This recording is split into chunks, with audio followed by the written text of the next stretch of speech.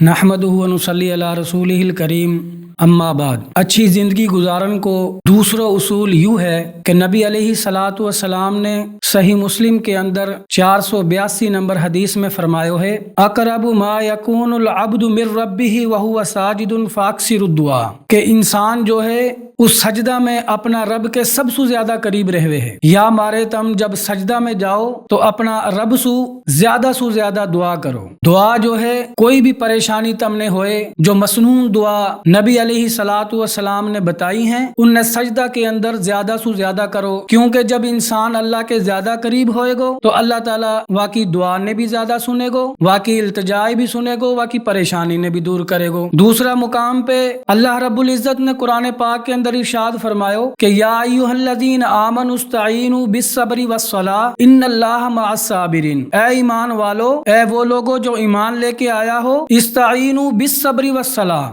اللہ تعالیٰ سے مدد طلب کرو صبر کے ساتھ اور نماز کے ساتھ، ان اللہ مع الصابرین، اللہ رب العزت صبر کرن والان کے ساتھ ہے۔ قرآن پاک کی یہ آیت ہم لوگ بتاوے ہے کہ اگر کوئی ہم لوگ پریشانی آ جائے تو ہم نے صبر کرنا ہے، اگر کوئی مصیبت آ جائے تو اللہ تعالیٰ سے مدد طلب کرنی ہے، کیونکہ جو صبر کرن والو ہے اللہ رب العزت واقع ساتھ ہے۔ ایک اور حدیث میں نبی علیہ الصلاۃ والسلام نے فرمایا وجعلت قرۃ عینی فی الصلاۃ، یہ جو نماز ہے یہ میری آنکھن کی ٹھنڈک ہے، یعنی جو بندو نماز پڑھے گو اللہ رب العزت واقعی آنکھن نے ٹھنڈی کرے گو، کیونکہ نبی علیہ الصلاۃ والسلام کی آنکھ ٹھنڈی ہو گئی، یعنی آپ کا دل سکون ہو گئے جب آپ نماز پڑھیا۔ تو ایک اور حدیث نبی علیہ الصلاۃ والسلام کی کہ تم سے پہلے جو لوگ ہانے نیک لوگ صالحہ وہ تہجد کی نماز زیادہ پڑھیا، قیام زیادہ کرے ہا، ان نے قیام کی عادت ہی، کیونکہ جو نماز ہے نا تہجد کی نماز یوں انسان اللہ تعالیٰ کے زیادہ قریب کر دے ہے، اور انسان